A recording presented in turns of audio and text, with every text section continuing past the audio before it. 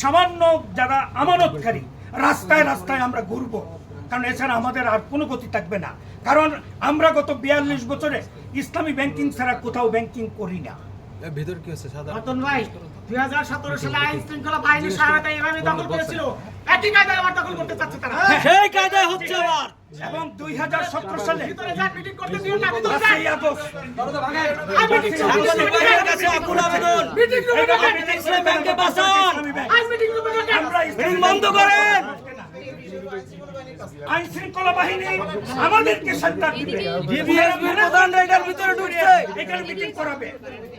আইন শৃঙ্খলা বাহিনী গ্রাহকদের পক্ষে থাকবে। আইন শৃঙ্খলা বাহিনীর কাজ এটা নয় যে কোনো দোষরকে এখানে সেট আপ করে দেওয়ার জন্য ম্যানেজমেন্টের সাথে এইখানে মিটিং করার জন্য জোর করে রাজি করানো। আই রুমে ঢোকেন, মিটিং করতে এটা দিন আইন না। শৃঙ্খলা বাহিনীর আমরা কাজ আপনাদের নয়। মাধ্যমে জানতে চাই ভিতরে কি হচ্ছে।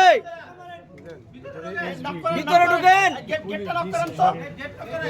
গেট লক করেন, গেট খুলতে বলেন। গেটটা খুলে ঢুকে যান সব। একবার ঢুকে দরকার নাই।